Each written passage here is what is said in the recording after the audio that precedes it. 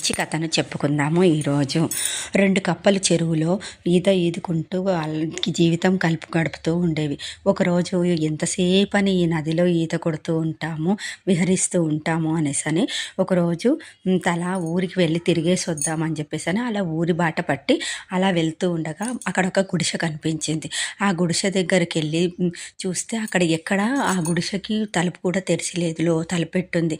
అలా అని చెప్పేసని కిటికీ పైకి ఎక్కి కిటికీలో నుంచి లోపలికి దూకితే ఆ కిటికీకి ముందరనే పెద్ద పెరుగు కుండ ఉంది. ఆ పెరుగు కుండలో పడిపోయాయి 2 కప్పలు.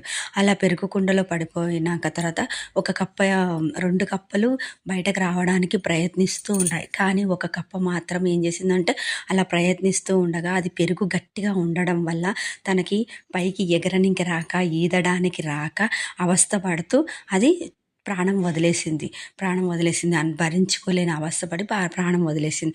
కానీ ఇంకో కప్ప మాత్రం ఏం చేసింది, పైకి కిందికి అలా ఎగురుతూ ప్రయత్నం చేస్తూ ఉంటే ఆ గట్టి పెరుగు కాస్త పల్సగా అయిపోయి నీళ్ళ లెక్క అయిపోయినాక అది నీళ్ళలో అయితే ఇట్లా ఈదగలుగుతుందో అట్లా ఈదింది. అటు ఇటు ఇది దాని కాళ్ళతో ఇలా అనడం వల్ల అది చిలికినట్టు అయ్యి పల్సగా అయిపోయినవ్వడం వల్ల అది అక్కడ నుంచి తను ఏం చేసిందంటే అక్కడ ఉన్న పెరుగు కాస్త వెన్న లెక్క అయిపోయి పైన వెన్న పేరుకపోయింది.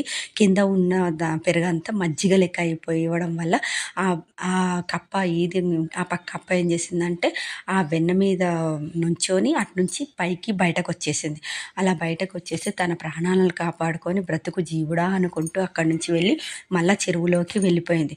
అంటే ప్రయత్నిస్తే మనం కాపాడుకోగలుగుతాము. ప్రయత్నిస్తే ఎటువంటి కష్టాన్నిదైనా కూడా మనము ఈజీగా బయటకు కప్ప వచ్చినట్టుగా మనం కూడా ఎన్నో విజయాలను సాధించగలుగుతాం. కానీ ఏంటంటే కొంచెం కష్టపడాలి అని చెప్పడానికి ఇది ఒక మంచి